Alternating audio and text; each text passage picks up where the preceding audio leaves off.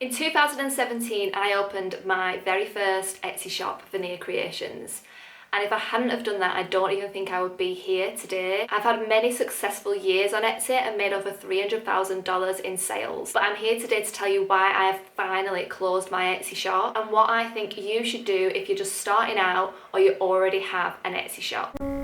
Hi, my name's Becky, and if you're new here, I make sun catchers and sun catcher DIY kits with video tutorials. I started Veneer Creations in 2017, and since then it has become a full-time successful business. The best place I think to start is back in 2017 when I started with Etsy. The reasons why I chose Etsy is because at the time it was the biggest platform out there for handmade businesses. A lot of people that I knew that sold handmade or vintage were on the platform and said, oh, you should sell like your handmade goods on there too. So I went on Etsy and signed up and found it extremely easy to sign up. It was just so simple to sign up and there weren't many hoops that I had to jump through to get my store. And personally, with me being dyslexic, filling out forms and having to do all that would massively have put me off. As well as that, I didn't have a massive budget at the time. I was actually pregnant with my son Loki, and money is always very, very tight when you are bringing a new human into the world and having to go on maternity. So I didn't really have a lot of money to put into my business in the beginning. And with Etsy's policy of like only charging, I think it's 20 cents per listing, or that's like 17p in the UK, was just really good. And I think as well at the minute they're doing like a 40 listings for free. They do that quite a lot. So for me, that was a no-brainer. I wasn't going to have to pay many upfront costs to start my handmade business. If I'd have started, say, on a website, I would have had to pay like a monthly fee. It probably wouldn't have been a lot at the beginning. I know there's a lot of websites that do free trials out there, but it would have ended eventually, and I needed to make sure that I wasn't going to have to pay like a higher monthly fee. I just wanted to pay when I actually sold my items. The way Etsy works is every time you make a sale, they'll take off 6.5%. Until you're making over £10,000 worth of sales, then it can go up to between 12 and 15 if your sale comes from an ad, an off-site ad. The average fee that I was paying on Etsy after being on there for about 5 years was probably about 9%, because I was getting quite a lot of ads, sales from ads and off-site ads. So that's why I started on Etsy, and pretty much from the get-go I decided to sell worldwide, which I think for me was a really good idea. It completely depends on what kind of things that you sell, but because I sold like art pieces, I sold like big, massive like macrame wall hangings, and people wanted to buy them all around the world. So that was a really good idea for me to do that, and that meant that I could reach like way more customers than I would if I had just sold to the UK. And I used to share my shop on my personal Facebook and Instagram in the beginning to my friends and family, and my first ever sale was actually due to that. It was somebody from work who purchased my very first wall hanging, and that was because I posted on Facebook. It was the most amazing feeling I've ever had.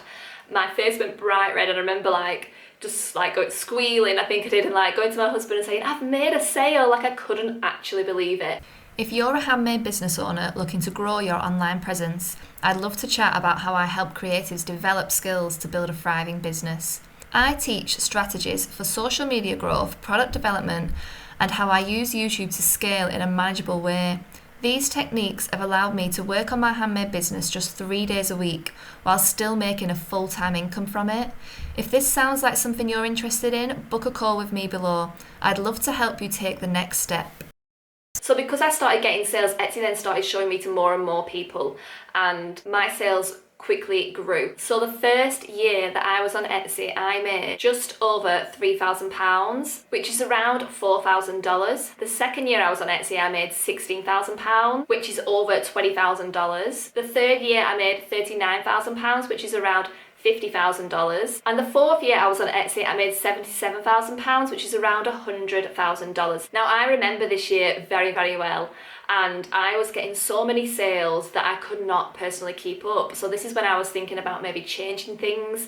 I took on my friend Sam, and she still works with me to this day, and I absolutely love having her here. But I also wanted to make a few different changes because Etsy was changing as well. This is when Etsy was starting to charge for the off-site ads, and I personally didn't want to have to pay for that, and I didn't want to have to pay for if I was bringing the traffic to Etsy.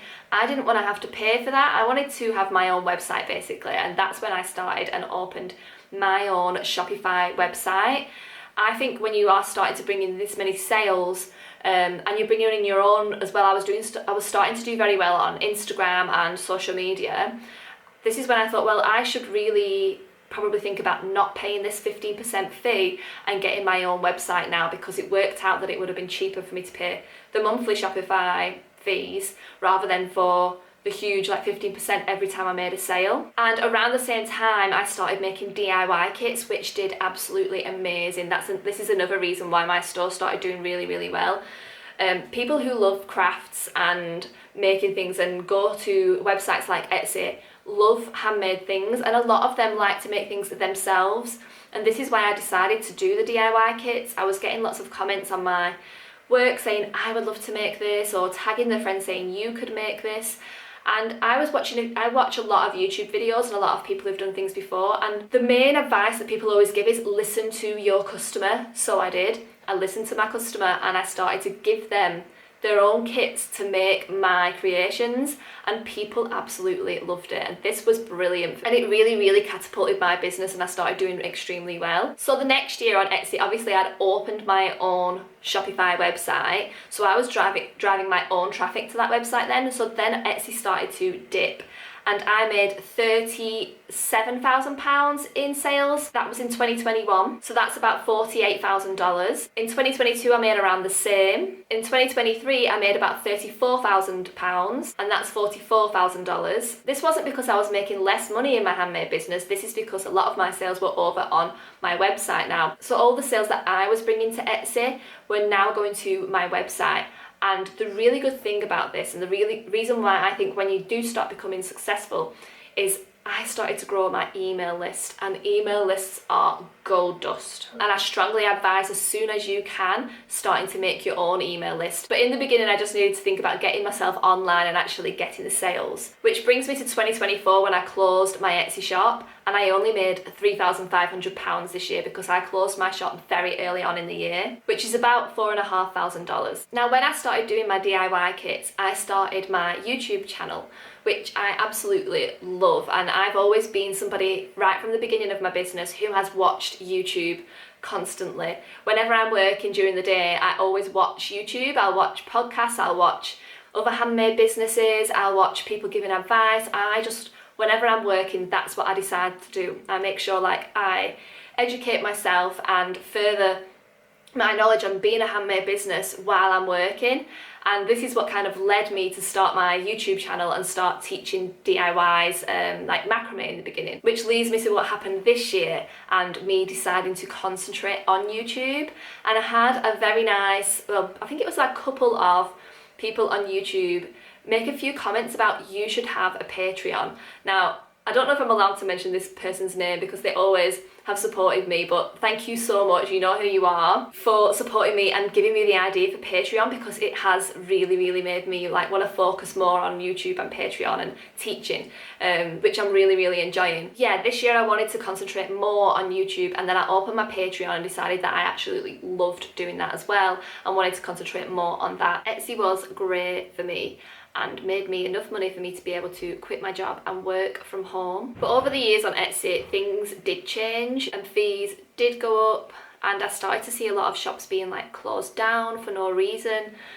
Even shops that I knew, really successful shops on Instagram that I knew, even one of them shops got closed down. They are open again now, but this particular business did have members of staff that wages to pay and things, and I know that it would have cost them a hell of a lot when her shop did get closed down at the time. And there always seems to be this, nobody's ever there to help when these things happen, and that also was very off-putting for me and was one of the main reasons why I decided to open my own website. I always think it's good to have lots of different places to have income coming from, because if I just have had Etsy and my shop would have got closed down, I didn't have my website, that would have been really worrying for me. So I think having different forms of income eventually when you are making the money, eventually when you are starting to make sales, having a website and an Etsy is really, really good for that reason. So before I made the decision to quit Etsy, I needed to sit down and look at the reasons why I wanted to stay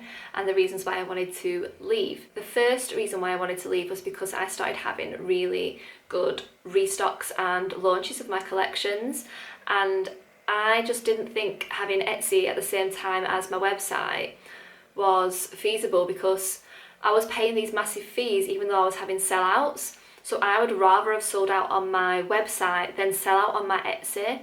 And if you have got a business that sells out like that, you really want to be per sale paying the least amount of fees you can. And Shopify is definitely, the fees that you pay on there are definitely less than the fees that you pay on Etsy. And if I'd have kept Etsy, I probably would have had to have way more product to sell for it to be worth it for me to keep Etsy. I probably would have had to have hired more staff. If I'd have wanted to concentrate on other things, I would have needed more staff. I probably would have needed a bigger workplace, because as you can see, I'm at home, I work from home, and I do have quite a bit of space, but it's bringing somebody into your own home sometimes can be quite difficult. Like I said, I have Sam, but Sam's brilliant. Like, it's just having my friend here, so it doesn't bother me. But taking on staff that you don't really know at home was not something that I really wanted to do. And then having a separate workspace to my home, which is a massive cost, by the way, was something that I'd already tried. And even though I probably would be able to make it work now, when I think about it, I actually love being at home and I love working from home. I don't want a separate workspace anymore. It's not something that I want enough for it to work. The thought of actually going out to a separate building every day, when I've got everything I need here, it's just something that personally I don't want. So that was another reason why I decided I didn't want to go down that route. And the last thing was because my focus was changing and it was coming more towards YouTube and Patreon. That doesn't mean that I couldn't have done both, but I think if I wanted to do both, I would have had to have hired more people to do the other jobs, because I couldn't have focused on that and this at the same time. There's just not that many hours in the day. And then there's the reasons that I would have stayed, and that would have been because I would have got more sales and I would have got new customers. It's just like any other social media. I know it's a marketplace, but it's just like social media. You get new customers, it's getting more traffic, and eventually they could have turned into like sales from my website, because I do send out like a leaflet like telling people they can get a certain percent off on my website when I used to have Etsy. So that worked really well. So yeah, if I'd have stayed on Etsy, I would have had more sales and I would have got more customers. But when I've worked it out, personally, my focus just changed too much, and because of the reasons that I've said, I decided to close my Etsy shop. Now, saying all that, the question is, if I was starting again today, would I choose Etsy? And the answer to that is yes, 100% would. It is the best handmade marketplace out there in my eyes.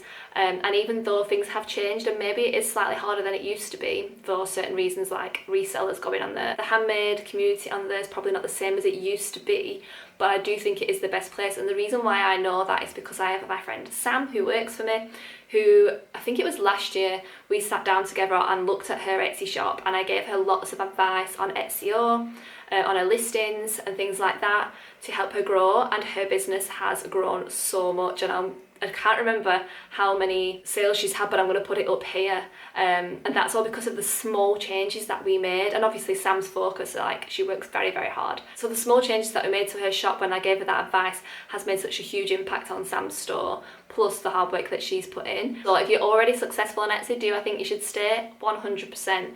But what I do think you should do, if you don't already, is get your own website. It doesn't matter how many sales you're making and how successful and how much you think Etsy values your shop. If they decide to click that button and close your shop one day, they can. You need somewhere else. You need another platform to sell from. And Shopify, personally, I think is the best one to go with. Not only is it an extra thing to protect yourself in case something goes wrong, but your own website is yours. You're not on a marketplace anymore. You are a business. You have your own online business, your own website, and having your own domain, your own www.vanillacreations.com just feels absolutely amazing because it's yours. And obviously I also think having a Shopify, growing your email list, because that is truly yours and truly your customers. Instagram closes tomorrow. If Etsy has a massive bug and closes tomorrow, if your Shopify store has a bug, if you have your email list, that is the safest place to be in. If you're starting your own handmade business, I definitely recommend Etsy. It is the best place to start, especially with your overheads and the costs of things. It is definitely the best place to start. But do I think that you should only ever have Etsy, and do I think you should move on eventually? 100%. If you're taking your handmade small business seriously, you need to eventually have a separate website, and it's brilliant to have both if you want to go down that route. But for me personally, because I had a different direction, and it didn't fit with what I wanted to do anymore, in terms of I didn't want to take staff on, I didn't want to have a bigger workplace. It just didn't work for me. It wasn't what I wanted anymore. I didn't want to pay the fees, and if I did wanted to have the sales and the extra customers, then I would have had to have taken on more help, and it's just not what I wanted. I wanted to focus on this. So I hope you enjoyed this video. Please like and subscribe, because I'm going to be making many more. So thanks for watching, and I'll see you in the next one.